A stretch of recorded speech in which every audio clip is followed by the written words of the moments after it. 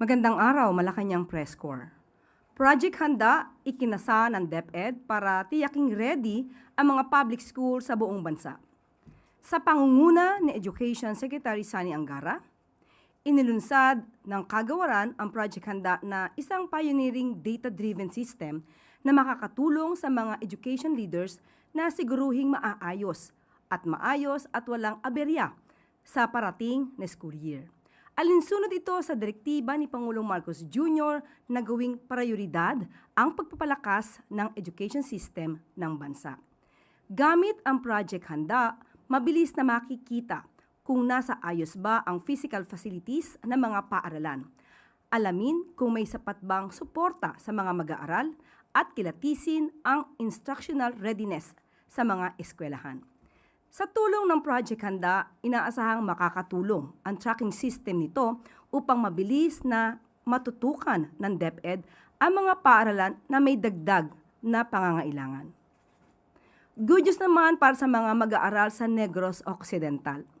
Hindi na hadlang ang pagtawid ng ilog sa kanilang pagpasok sa eskwela sa tulong ng bagong gawang hanging bridge sa Barangay Carolan sa Cabancalan.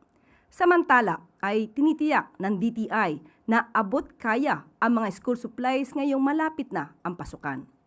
Walang puwang sa ating bansa ang overpriced items at mapang-abusong traders.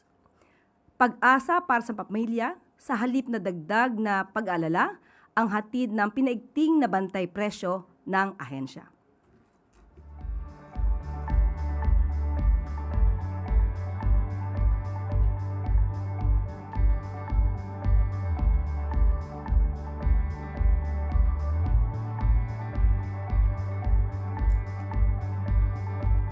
Mas maraming Pilipino ang iaangat ang edukasyon. Yan ang nais ni Pangulong Marcos Jr.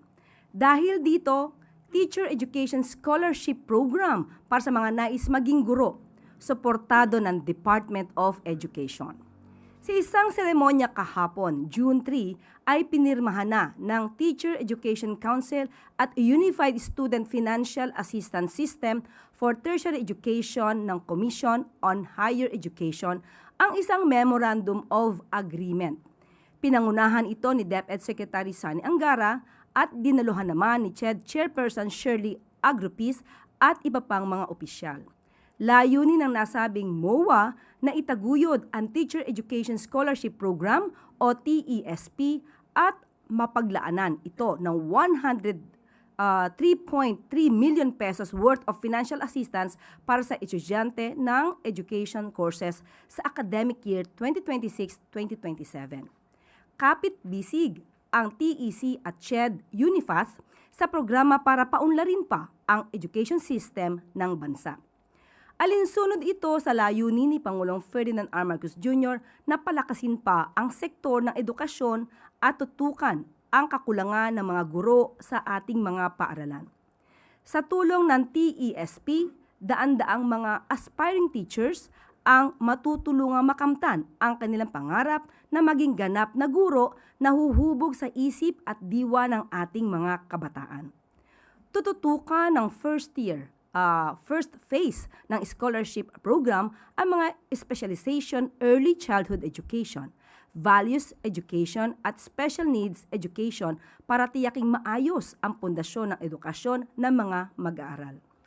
Mas maraming efficient na guro, mas maraming kabataan din ang matututukan at matuturuan ng wasto.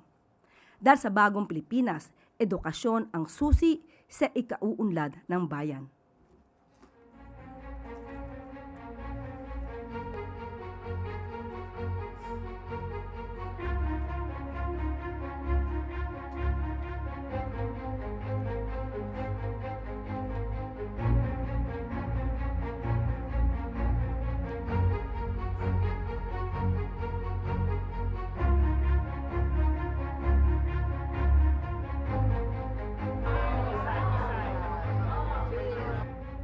At maaari na po akong tumanggap ng inyong mga katanungan.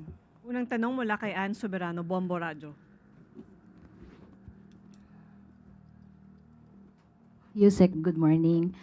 Kahapon po, nag-adjourn na po ang first regular session ng 20th Congress at kabilang po sa mga naging accomplishment ay yung pagpasa po ng anti-political dynasty bill. Nabanggit po kasi ng palasyo na nais ng Pangulo ang best version ng anti-political dynasty bill. Ngayong approve na po ito sa House of Representatives na nagbabawal sa magkakamag-anak hanggang second degree of consanguinity o affinity. Sapat na ba ang version na ito para sa Pangulo o may mga particular na provision po siyang nais makita bago niya ito pirmahan? May version ang House of Representatives, may magiging version din po ang Senado. So, titignan po ng Pangulo dahil pag ito po ay naipasa na at napakita na po sa Pangulo, ay titiyakin po na ito ay isa sa magiging priority bills. Dahil ito po talaga ang nais ng Pangulo na sa kanyang pamumuno ay maipasa ang anti-political dynasty bill. Ma'am, follow up. May mga kritiko kasing nagsasabi na baka daw mavito o hindi mapirmahan ang batas dahil mismong pamilya ng Pangulo ang may mahabang kasaysayan sa politika. So ano po ang katiyakan na lalagdaan ito ng Pangulo kapag tuluyan na pong nakapasa sa magkabilang Kongreso? Makikita niyo naman po talaga ang ibang mga tao na lamang magbigay ng negatibo sa Pangulo. Ang Pangulo nga po ang nagsabi na unahin ito. Nung nagkaroon ng pagpupulong, ang LEDAC, yan po ang tinutukan ng Pangulo. Kinausap niya po mismo, nandoon si Secretary or rather Senator Riza Ontiveros at nagulat po siya at sinabi po ng Pangulo na tutukan po ito at nais po maipasa ito sa kanyang termino. Sunod na tanong mula kay Rafi Ayeng, Daily Tribune. Good morning, ma'am. Ma'am, sa patuloy na gulo ng politika sa bansa, tila na isasantabi nga yung mga problema, gaya ng mga OFWs na nasa piitan. Patuloy po ang pakiusap at panawagan ng pamilya ng 3 Pilipinong seaman na nakakulong at naghihintay ng kanilang sentensya sa Algeria. At may mga nakapila naman sa death row sa Saudi Arabia. Ano po ang nagawa ng OWA at DFA na patungkol dito? At ano po ang assurance ng palasyo para sa kanilang pamilya at sa ilan na nakapiit na Pilipino sa ibang bansa? Ayon na rin po sa utos ng Pangulo, ang DMW, pati na po ang DFA, ay ginagawa lahat ng paraan sa mga kababayan natin na nasasangkot sa mga kaso. At ayon na rin sa DMW, ito po ang kanilang ulat patungkol po do sa ating mga kababayan na nagkaroon ng kaso dito sa Algeria. Ito po ang kanilang mga mensahe. Number 1, the case of the remaining 3 Filipino seafarers in Algeria involving several kilograms of cocaine is still pending resolution in the court of Algeria. The DMW, together with the DFA, has provided the services of counsel for all 3 seafarers. The lawyers successfully worked on the dismissal of the case of 5 out of the 8 seafarers who were accused. The 3 remaining seafarers had their sentences reduced and are awaiting the results of the appeal. The DMW has arranged for the compassionate visits of the families of the seafarers during their detention and provided financial assistance to those who have been repatriated. The ship owner has been providing continuous remittances to the families during the period of their detention. The DMW is continuously monitoring the status of the case, and the Philippine government respects the judicial process of the People's Republic or People's Democratic Republic of Algeria as it pursues all legal avenues to protect the rights of its Filipino nationals who are currently detained. So yan po ang pinakahuling ulat po ng DMW. Ma'am, follow up lang. Wala po bang chance yung government-to-government approach? Ito po ay may kinalaman sa mga kaso. So, sabi nga po natin, ang gobyerno po natin ay gumagalang din po sa proseso. Thank you. Sunod na tanong mula kay Samuel Medinilla, Business Mirror. Good afternoon. Ma'am, itatanong lang po namin kung ano po yung napag-usapan sa meeting ni President Marcos with DOE officials last Tuesday.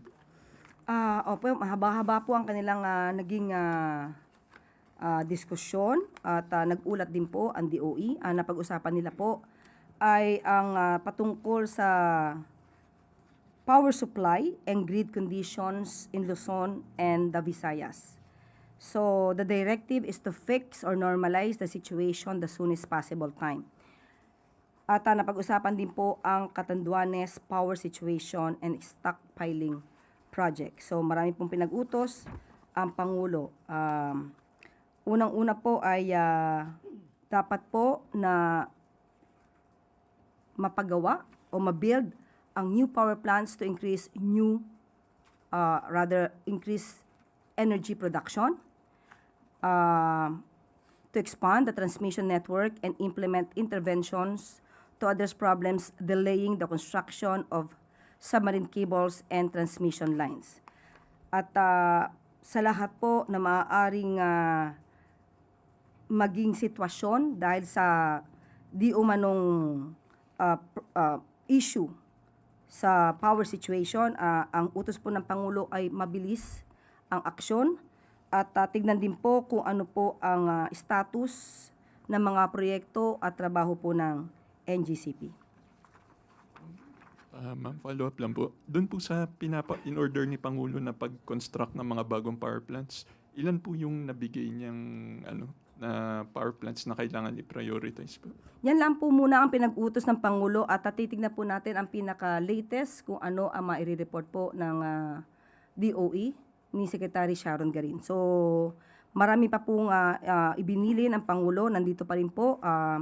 Ibinili niya po na dapat ang ERC ay mag-conduct ng performance review of the NGCP and ensure that it completes all its deliverables. So, yung iba pong mga detalye sa mga numero po ay ibibigay ko po sa inyo once po na nabigay sa atin ang pinaka-detalye mula kay Secretary Sharon Garin. I-follow up lang rin po. Napag-usapan po ba doon yung inventory ng fuel supply ng Pilipinas? At saka kung meron rin pong na-discuss regarding doon sa fuel subsidy at saka doon sa service contract? Okay, sandali lang po at nandito po ang ilan. Nagkaroon po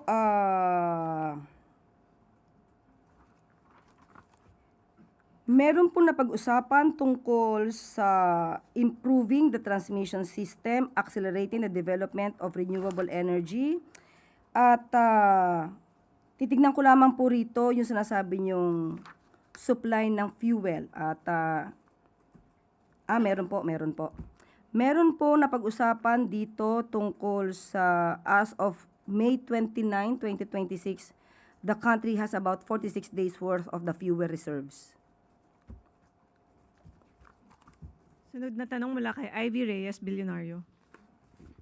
Hi, Yusek. Good afternoon. Malacanang issued a recognition of the new Senate leadership less than an hour after Senator Win Gatchalian was elected acting SP. Why did Malacanang see the need to recognize and welcome the new majority and the acting SP now? Yun po ang nakikita na nararapat. Ito ang nakikita para maipakita rin sa taong bayan na kung may naganap na tamang proseso ay dapat lamang pong kilalanin. And what does Malacanang have to say to reports of Senator Cheese Escudero being seen inside Malacanang Palace before appearing with the new majority? Wala po tayong impormasyon patungkol po dyan. Yusek, as a lawyer speaking for the palace, please enlighten us on this. Was yesterday's Senate election legal? Because some legal luminaries are invoking the Avellino versus Cuenco of 1994 case. 1949. 1949, sorry. Yes. Matatandaan po natin kahit naman po na nagkaroon ng isang session sa pamumuno po ni dating Senate President Franklin Drilon. Ginawa rin po nila ito. That's 2015. Kumbaga ay ang kasong Avellino versus Cuenco rin ang kanilang sinunod. Doon sa kaso ng 2015, sinasabi po na 4 ang nasa abroad at 2 or 3, 3 po ang sinasabing nakadetain. So, ang ginawa nilang recognized base number ay 17. So, dito lumalabas na since nakadetain si Senator Jinggoy Estrada, definitely masasabi natin na he is beyond coercive reach. Dahil hindi mo naman to pwede mapatawag bigla-bigla nang hindi ka pa magbo-motion sa court kung saan siya nakadetain. Or rather, magre-request ka sa court para siya ay mabigyan ng chance na makalabas. At ito naman si Senator Bato ay hanggang ngayon ay hindi natin alam kung nasaan. So definitely, he is beyond coercive reach. Kahit tanong mo siguro ang kanyang pamilya ay hindi nila masasabi. Kahit puntahan pa ng Sergeant at Arms, si Senator Bato sa kanyang bahay, ay hindi mo rin ito mapapatawag. So with that, lumalabas na 22 ang recognized base number.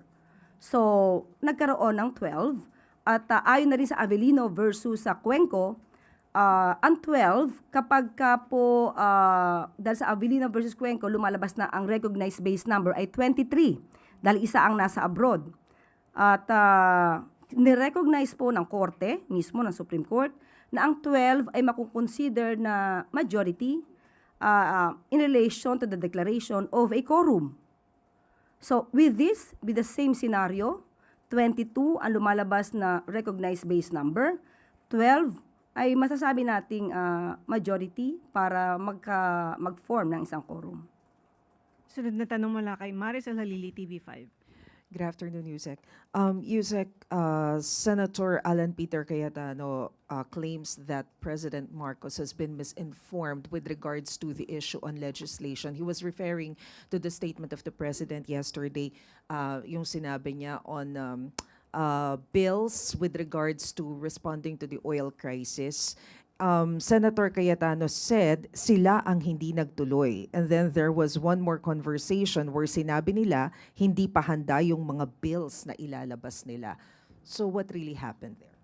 Ang ibinigay sa ating impormasyon as early as May 6 or 7, yung Senate at ang House of Representatives or House Leadership, sinabi nila at nag-agree sila na i-move yung calendar to a later date para ma-prepare nila ang kanilang mga legislative priorities. So at the time, May 6 or 7 ay hindi pa po,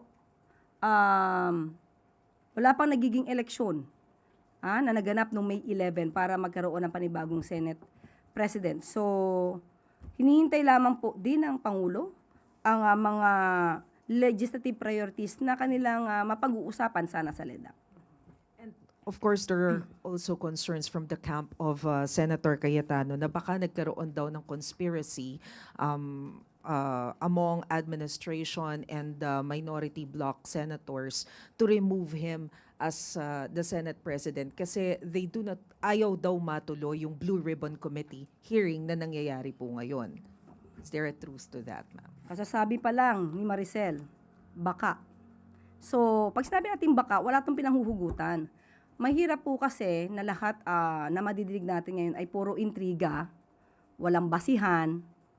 Dapat maging responsable lahat tayo sa pagbibigay ng impormasyon sa ating mga kababayan. Kasi mas lalo itong nagpapagulo, lalo itong nagpapaingay, at alam naman natin ang mga political tensions nakakaapekto hindi lamang sa isang tao, sa dalawang tao, kundi buong bansa, pati ekonomiya apektado. Dahil hindi nagiging maganda ang reputasyon ng Pilipinas sa ibang bansa o sa buong mundo dahil sa nakikitang ingay na ito.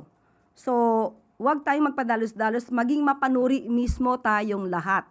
Hindi lahat ng nangyayari or rather hindi lahat ng sinasabi ng isang political servant or public servant ay totoo na. So, dapat mayroong pinangahawakang resibo at ebidensya. Sunod na tanong mula kay Katrina Domingo, ABS-CBN. Nag-request po yung Gatchalian-led bloc sa Senado ng isang special session from the President. How soon does the President intend to call that special session? Ano-ano po yung mga priority sana na gustong maisama ng Pangulo sa pag-uusapan? Well, anyway, ganito yan, no? Sabi nila, sila ang magre-request for a special session. So, as soon as the new leadership will send the official request for special session addressed to the President, then the President will act immediately on that. Pero ma'am, ngayon po nagkakaroon ng sort of battle of the memos doon sa Senado. Dalawang kampo po yung nagsesend ng mga memo doon sa mga empleyado kung ano yung dapat gawin, na most of the time magkaiba po yung nilalaman. Alin po dito sa mga ito yung mas inclined na sundin ng palasyo? And paano po ito makakaapekto doon sa Senate President na uupo doon sa sona ng Pangulo? Unang-una, yung internal problems ng Senado, dapat sila muna ang mag-sort out nito. Sila ang mag-settle ng anumang issues na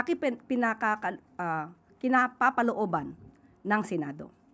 But as far as the palace is concerned, kinilala na po natin ang liderato ni Acting Senate President Sherwin Gatchalian. So, kung ano man po ang kanyang ibibigay na mensahe sa ehekutibo, yun po ang ating kikilalanin. Follow-up question mula kay Ace Romero, Philippine Star. But Yusek, is the president inclined to call for a special session? You said he will act immediately, no, if there's a request. So, magre-request sila. Is he inclined to call for a special session given that kahapon he was worried about the hampering of the legislative work? Yes, opo. Inclined ang presidente na to give in to the special request for, or rather, official request for the special session. Bakit? Kasi kung marami maaantala dahil sa mga nangyayaring ganitong kaganapan, hindi po nais ng Pangulo na magkaroon ng pag-antala sa trabaho ng Senado. Provided lamang po ang official request ay dapat po rin na kinapapalooban ng valid grounds for the calling of a special session. So he mentioned yesterday the need for a supplemental budget and other measures that will assist those affected by the Middle East crisis. What other bills will he push for in case nagkaroon nga ng request for special session? Tignan po natin muna kung ano yung special request nila. Kasi ang gusto po talaga ng Pangulo sa ngayon, ito ang isa sa mga priority bills niya po talaga yung anti-political dynasty. Gusto niya po talaga ito maipasa. Salamat po. Follow-up question mula kay Ivan Mayrina, GMA7. Ma'am, just before we started the briefing, lumantad po sa hearing na isinasagawa sa Senado, si Bernard Tube, isa po sa mga dating Marines na nagtatrabaho daw sa Zaldico, and claimed that he, along with the former Congressman Zaldico, delivered maletas of cash to the residence of President Marcos in Paway, Ilocos Norte. Ano ho masasabi niyo rito? Anong ebidensya? I didn't see anything presented, but he made that direct accusation against the president. Pakita mo na nila yung ebidensya. Madali kasi magturo. Lalo na kung ang balak mo lang naman talaga ay manggiba at magsilbing isang obstructionist or destabilizer. So, dapat patunayan nila, bigyan nila tayo ng dokumento at hindi yung salita lamang. Sunod na tanong, Harley Valbuena, IBC 13.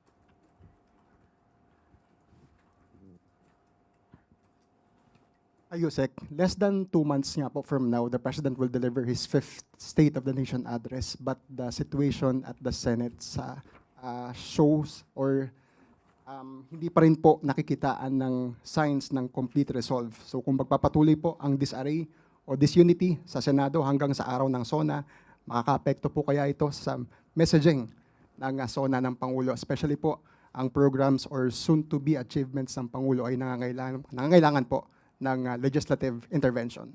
Maaari maapektuhan pero ang Pangulo po ay tutok pa rin sa kanyang mga adhikain, sa kanyang mga nais na i-push na mga bills para sa taong bayan. Ito ay magiging suliranin nila na lamang, no? Magiging problema na lamang ito ng Senado. So dapat talaga ay umaksyon ang kung sino ang dapat na authority umaksyon sa Senado. So sa ngayon sinasabing po natin, ang kinikilala po natin ay ang pamumuno ni Acting Senate President Sherwin Gatchalian. Yusek, follow-up. Kanina po ay nagkatulakan si Senator Robin Padilla at si Secretary John Vic Remulla sa Senado. And alam po natin, nung pong time na nandun si Bato ay nagkaroon po ng putukan. So kung mananatili po yung ganitong sitwasyon sa Senado, hanggang sa mismong araw ng SONA, may risk po na mangyari ulit yung mga ganito. So, matotolerate po kaya ito ng Pangulo? Hindi. Kaya ang message na sa Senate sa mga nangyayari pong ganito? Umayos kayo. Sunod na tanong mula kay Tina Maralit na Manila Times.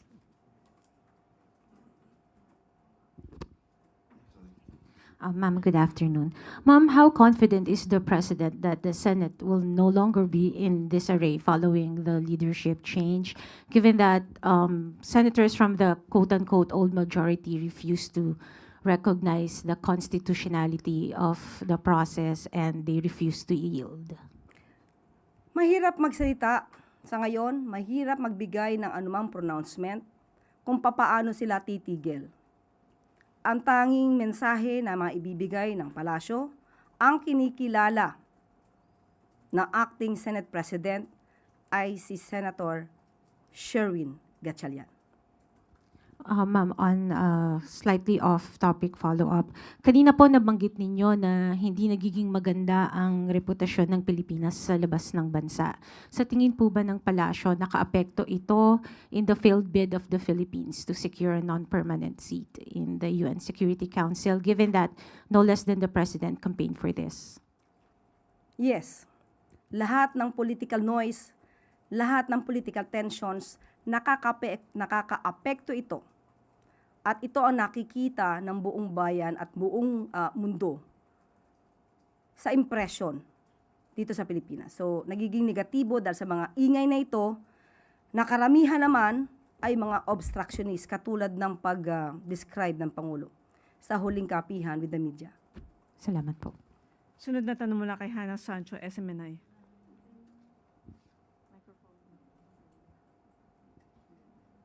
Hi, Yusek.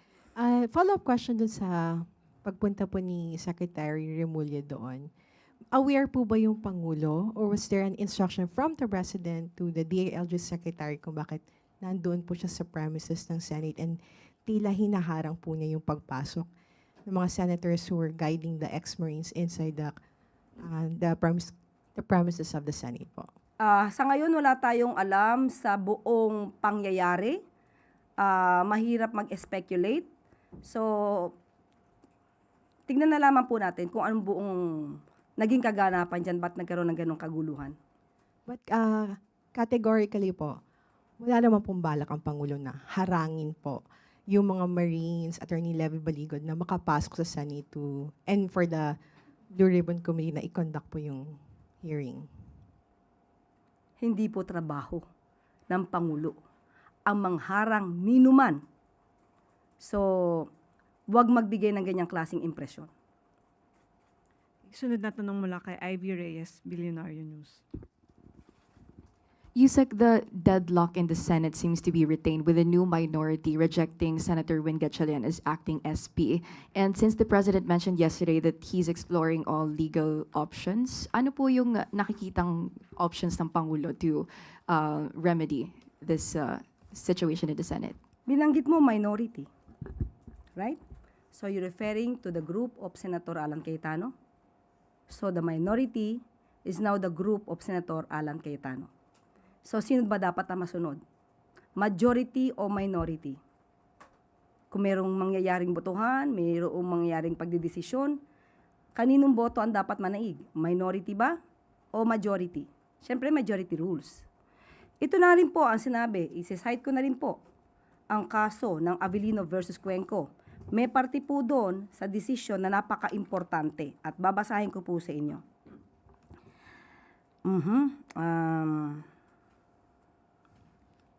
And I quote, "It would be most injudicious to declare the latter," referring to Avellino with 11 votes, "as the rightful president of the Senate, that office being essentially one that depends exclusively upon the will of the majority of the senators.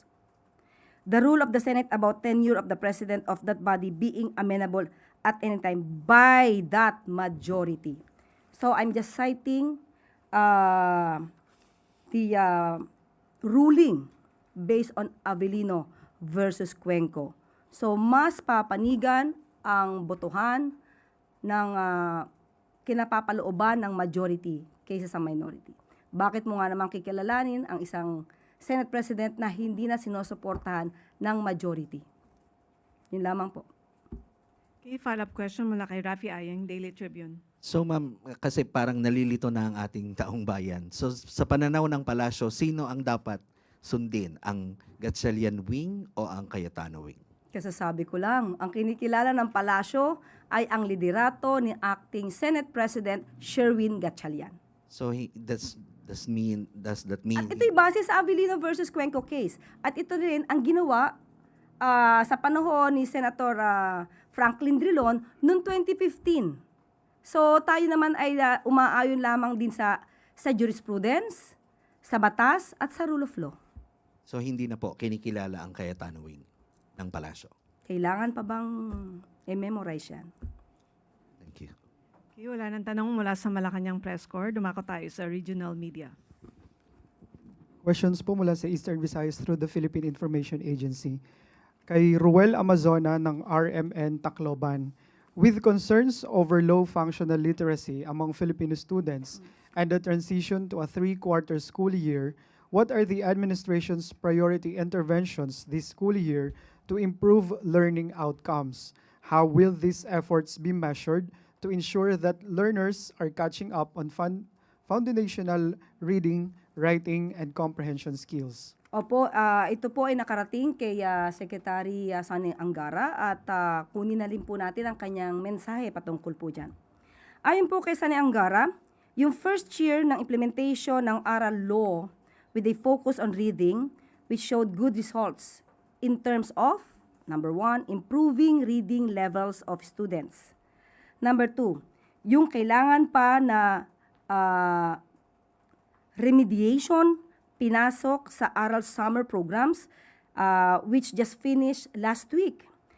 May 100 poor municipalities na tinututukan ng BBM o Bawat Bayan Makakabasa program. And according to him, we measure progress at beginning of school year in middle and end to track progress of learners. And we also have achievement tests at certain levels. So yan po, tutok po si Secretary Sani Angara, na-promote ko na agad. Okay? Good luck. Ayan po, tutok po ang ating Secretary Sani Angara sa mga mag-aaral po natin. Huling katanungan po galing kay Jake Pagipo ng Bombo Radio Tacloban. Maraming pamilya sa Eastern Visayas ang patuloy na nahihirapang makakuha ng agarang serbisyong medikal dahil sa kakulangan ng pasilidad, espesyalista at mataas na gastusin sa pagpapagamot. Paano tinutugunan ng administrasyon ang mga hamong ito? At ano po ang maaasahan ng mga mamamayan upang masigurong walang maiiwan pagdating sa karapatang makapagpagamot at manatiling malusog? Alam naman po natin, ang isa sa priority ng Pangulo ay ang health, ang kalusugan ng ating mga kababayan. Kaya nga nandyan po yung zero balance billing, bukas, ang pagtaas ng coverage ng PhilHealth. So, pero ito po ay ayon na rin po sa DOH. Isa po ang rehiyon ng Eastern Visayas sa mga nabisita na ng ating Pangulong Marcos Jr. kung saan nakita nila si Secretary Ted Herbosa ng DOH na nagpapatupad ng zero balance billing. Ang DOH Eastern Visayas Medical Center sa Tacloban City ang nangungunang malaking ospital ng gobyerno na kumpleto ang pasilidad, espesyalista at gamot na libre laban para sa libre lahat para sa basic o ward accommodation ayon na rin to sa utos ng Pangulo. Nagtatag na rin noong 2024 ng 2 bagong urgent care and ambulatory services o BUCAS Center sa Eastern Visayas, isa sa Tolosa, Leyte at isa pa sa Villabal, Leyte. Mula noon hanggang ngayon ay napupuntahan ito ng ating mga kababayan para sa agarang serbisyong medikal na hindi naman kailangan ipasok pa sa ospital.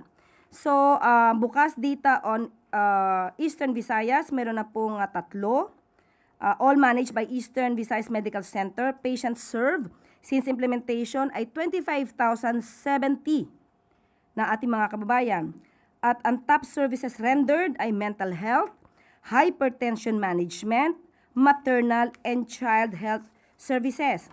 At sa Eastern Visayas, may patients served 37,502 at ang total cost ay 1,496,000,000 496,723,808.78 at ongoing pa po ang validation. So tandaan po natin, may 3 na pong bukas sa Katarman, Northern Samar. So lahat na po, 3 na po. Tolosa, Villaba, and Katarman, Northern Samar ang bukas center. Wala na pong katanungan, balik sa Yusek Claire. Maraming salamat. Sa hangarin ni Pangulong Ferdinand R. Marcos Jr. na mas maraming pamilyang Pilipino ang magkaroon ng sariling bahay sa ilalim ng Expanded Pambansang Pabahay para sa Pilipino o 4PH program, ipinamahagi kahapon, Miyerkules, ang mga house and lot unit sa Novista Homes sa Lipa, Batangas sa mga miyembro ng Pag-ibig na kumuha ng housing loan. Ayon sa Department of Human Settlements and Urban Development, sa pangunguna ni Secretary Jose Ramon Aliling at ng Pag-ibig Fund sa pangunguna ni President and CEO Marilyn Acosta, layunin ng programa na gawing mas abot-kaya at mas madaling makamit ang pagmamay-ari ng pabahay para sa mga manggagawang Pilipino. Bahagi ito ng mas malawak na pagpapatupad ng mga proyektong pabahay sa iba't ibang lalawigan tulad ng Pampanga, Nueva Ecija, Laguna at Bacolod.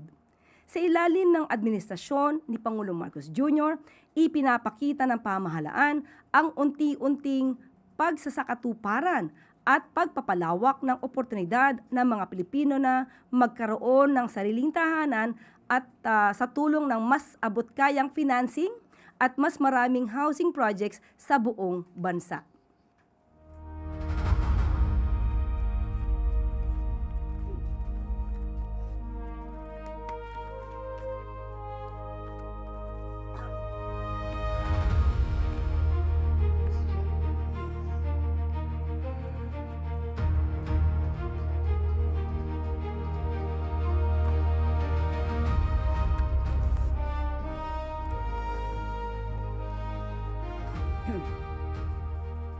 At bago po tayo magtapos, meron po tayong announcement.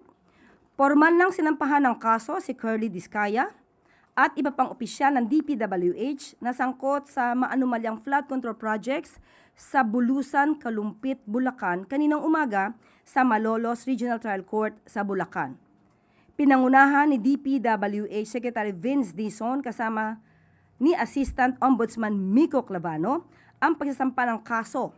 Una, violation of Section 3E of the Republic Act No. 3019 or Anti-Graft and Corrupt Practices Act. Pangalawang kaso, criminal charges of malversation of public funds through falsification of public documents. Malalaman natin at naaalala natin ang mga Diskaya ay namayagpag sa kanilang mga proyekto noong taumpang 2016. At Diskaya, or Curly Diskaya, along 10 other individuals spanning various roles within the DPWH Bulacan, First, DEO, and the private sector. So yan po ang mga ikinaso sa kanila. At ang pangalawang announcement po natin, malugod na tinatanggap ng Presidential Communications Office, PCO, si dating Taguig City Mayor, Director, at filmmaker, Lino Cayetano, bilang bagong General Manager ng People's Television Network. Formal na nanumpa sa tungkulin si General Manager Cayetano kasama ang kanyang pamilya ngayong araw sa harap ni PCO Acting Secretary Dave Gomez sa isang seremonyang ginanap ngayong umaga. Magiging mahalagang bahagi si General Manager Cayetano sa patuloy na pagpapalakas ng organisasyon at sa pagsusulong ng mandato ng PCO at ng PTV. Maligayang pagdating sa pamilyang PCO, General Manager Cayetano. At lagi po nating tandaan, ang bagong Pilipino ay hindi gahaman sa kapangyarihan. At dito na po nagtatapos ang ating press briefing. Magandang araw para sa bagong Pilipinas.